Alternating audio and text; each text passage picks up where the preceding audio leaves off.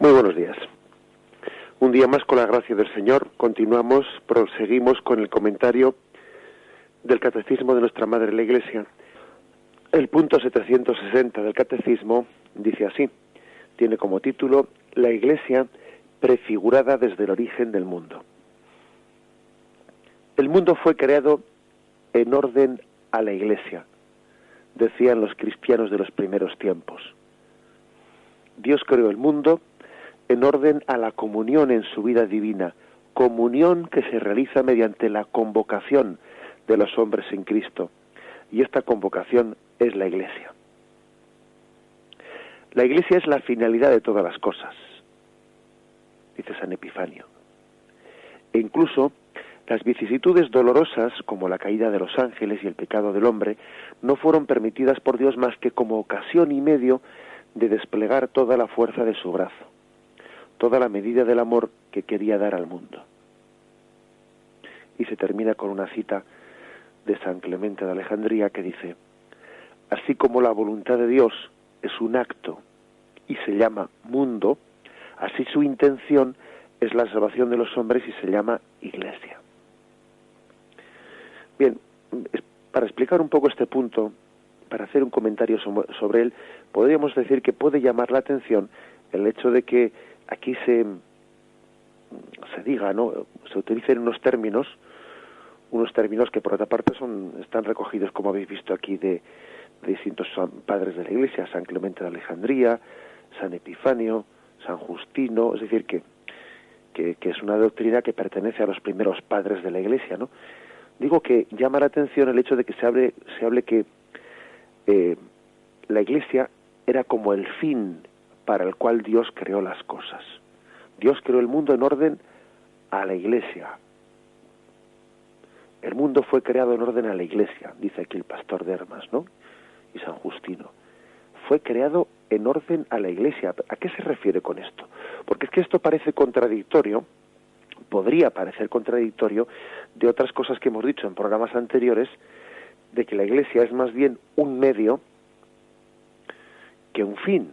En efecto, ¿no?, en programas anteriores hemos dicho pues que la Iglesia es como un medio, como un Juan Bautista que señala a Jesucristo y luego Juan Bautista desaparece. Conviene que yo desaparezca y que él crezca, dice Juan Bautista. Conviene que yo disminuya y que él sea el que sea el testimonio visible ante los hombres, ¿no? Y decíamos que la Iglesia tiene algo de Juan Bautista, que está al servicio de Cristo, y que la Iglesia es como la voz que presta su voz a la palabra que es Cristo. Por lo tanto, la Iglesia es el medio y el fin es Jesucristo. La Iglesia es un medio que por otra parte pues también está constituido por personas pecadoras, pero lo importante es el fin al que nos conduce, ¿no? O sea, que dicho desde un punto de vista se puede decir que la Iglesia no es un fin, es un medio. Pero hay otra forma de ver las cosas, si queréis más mística, ¿no?, más en su razón última de ser. Y en este otro sentido que vamos a explicar ahora, también se puede decir que la Iglesia es un fin. El mundo fue creado en orden a la Iglesia. ¿Por qué? Porque aquí estos santos, a los que hemos hecho referencia y que cita el Catecismo, aquí estos santos están hablando de la Iglesia en términos de la Iglesia no como organización humana, sino como la vocación a la comunión con Dios. Por lo tanto, hay que decir que todo el mundo ha sido creado en orden a la Iglesia, es decir, en orden a la vocación de comunión con Dios. No hemos sido creados para que cada uno vivamos por nuestra cuenta. No hemos sido creados para que cada uno hagamos nuestra guerrita aparte, nuestro proyecto y ande yo caliente y cada uno a lo suyo. No. Hemos sido creados todos para ser convocados a una comunión con Dios. Y en este orden místico, en esta imagen que es la razón última del ser de la Iglesia ya no es que sea un medio, es que es un fin. Es que es un fin. Para eso estamos todos convocados. Es, por lo tanto, una visión más de la Iglesia, más desde su razón mística última, su razón de ser. La Iglesia es la convocación de los hombres en Cristo. En Cristo. Dice esta última cita de San Clemente de Alejandría, que es sorprendente, ¿no? Dice: así como la voluntad de Dios es un acto y se llama mundo, así su intención es la salvación de los hombres y se llama iglesia. Es decir, lo que Dios hizo fue, el acto de Dios fue el mundo, y la intención con que Dios hizo eso es la iglesia, la salvación. Un poco el ejemplo que he puesto antes del ramo de flores y la tarjeta que lleva dentro. El ramo de flores es el mundo, y la tarjeta que está dentro del ramo de flores es la iglesia. El mundo es lo que Dios te ha dado, y la iglesia es la intención con que Dios te ha dado eso. Es decir, la intención de comunión con Dios. Dios te ha dado el mundo para que en él veas la llamada a la comunión con Dios. Dios te ha dado el mundo por amor y para el amor, para la comunión con Dios y con tus hermanos. Por tanto, esta cita, ¿no?, de San Clemente de Alejandría podríamos explicarla en base a esa imagen, o ese ejemplo que he puesto antes del ramo de flores y de la tarjeta. El ramo de flores es el mundo creado por Dios, y la tarjeta, esa tarjeta de visita, es la intención con la que Dios creó el mundo. Dios lo creó por amor y para el amor, para la comunión, es decir, para la iglesia, porque la iglesia no es otra cosa que la comunión con Dios. Bien, el punto 761 responde al epígrafe: la iglesia preparada en la antigua alianza. La reunión del pueblo de Dios comienza en el instante en que el pecado destruye la comunión de los hombres con Dios y la de los hombres entre sí.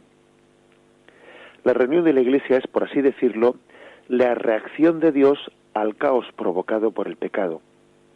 Esta reunificación se realiza secretamente en el seno de todos los pueblos. En cualquier nación el que teme a Dios y practica la justicia le es grato a Dios.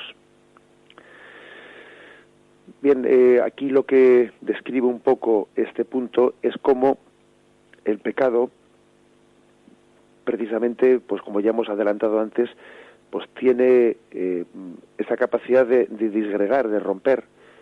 El pecado es una ruptura con Dios. El pecado es una ruptura con los demás. El pecado es una ruptura con nosotros mismos. Dice este punto que desde el mismo momento en que el pueblo de Dios peca, se destruye esa comunión. Y de hecho uno ve el libro del Génesis y ve pues ese lenguaje, esas imágenes, ¿no?, simbólicas pero profundísimas, en las que se describe las consecuencias del pecado original, y se da cuenta que el pecado original pues rompe la comunión con Dios, es una ruptura de la comunión con Dios. Adán y Eva antes estaban ante Dios en plena amistad, hablaban con él cara a cara, y ahora de repente escuchan que se acerca por el jardín y se esconden, tienen miedo a Dios, han perdido esa amistad, esa comunión con Dios. En segundo lugar, ¿no?, el pecado es también ruptura no solo con Dios, también es ruptura con los demás. Adán y Eva antes vivían en armonía, y desde ese momento del pecado comienzan las discusiones entre ellos. Comienzan a echarse mutuamente la culpa: tú me diste de comer, fue el otro el que me tentó, y ya comienza pues todo lo que es esta especie de falta de paz y de rupturas que tenemos entre nosotros, ¿no?, que es mutuamente echarnos la culpa de todo y nadie reconocerse culpable o pecador de nada, ¿no? Y también el pecado es una ruptura de comunión con uno mismo, porque vemos también que fruto de ese pecado original, Adán y Eva pierden esa paz y ese equilibrio interior y se turban y se sienten desnudos y necesitan vestirse porque han perdido esa paz que antes tenían consigo mismos. Bien, el pecado es la ruptura de esa comunión con Dios, comunión con los demás y comunión con nosotros mismos.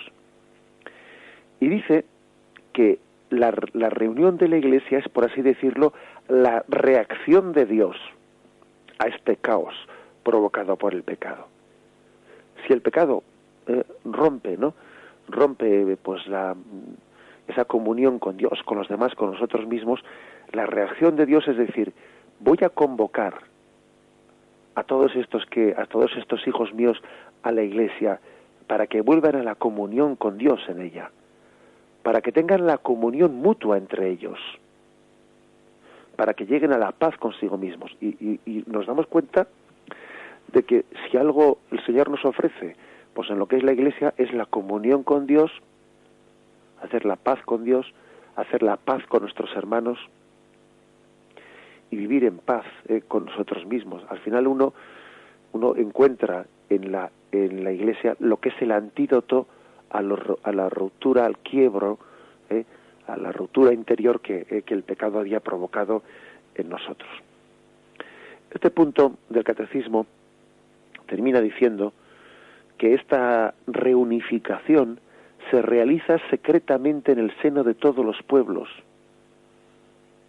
Es curioso, ¿no? Pero aquí está manifestando que, bueno, si por una parte todos estamos llamados a formar parte, ¿no?, pues de la Iglesia, y que en esta Iglesia se lleva a cabo ese plan de Dios de reunificarnos, ¿no?, de volvernos a la comunión que el pecado había roto, también se está afirmando que en el seno de todos los pueblos, de una manera secreta, dice, secretamente, Dios también, porque el Espíritu Santo, ojo, el Espíritu Santo no podemos encorsetarle, no podemos pues meterle en una jaula y decirle dónde tiene que actuar. El Espíritu Santo actúa, sí, es verdad, en plenitud en el seno de la Iglesia, pero el Espíritu Santo también está actuando en todas las culturas, en todas las culturas, incluso en aquellas que no son cristianas. Y dice que secretamente, que también procede, inspira, ¿no?, a la reunificación en el seno de todos los pueblos. Por lo tanto, todo aquello, todas las iniciativas que haya en todos los hombres de buena voluntad, tendentes a la unificación, ¿no?, tendentes a borrar pues todas las huellas, porque las heridas siempre lo que hacen es, bueno, pues eso, lo que hemos dicho, lo que hacen es disgregarnos, enemistarnos.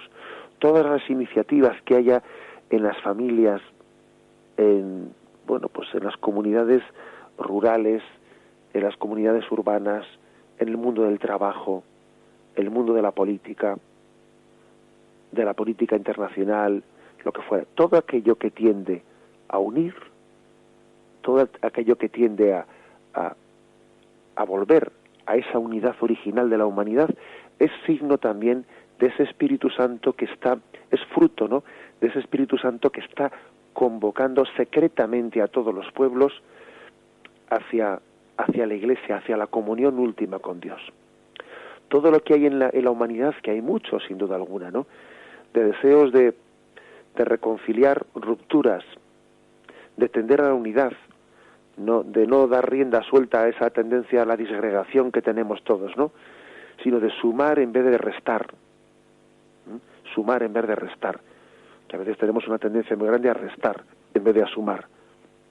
A ver lo negativo en vez de lo positivo. A ver las dificultades, ¿no?, en vez de encender una luz. Todo eso es signo, es fruto de que el Espíritu Santo está, como dice aquí, secretamente en el seno de todos los pueblos, reunificando, haciendo una tarea de reunificación. En definitiva, aunque sea secretamente, se está sembrando la Iglesia ahí. Se está llamando a la humanidad a esa vocación, a ese designio del corazón del Padre de ser una sola familia, de unificarnos en la comunión con Dios. El Espíritu Santo está trabajando en el seno de todos los pueblos y ilumina, congrega todas las iniciativas, especialmente de unidad, de superación de fracturas, de convocación. Todas esas iniciativas tienen al Espíritu Santo como último agente, como último actor, y en el fondo son una llamada pues a nuestra comunión con la Iglesia. Alabado sea Jesucristo.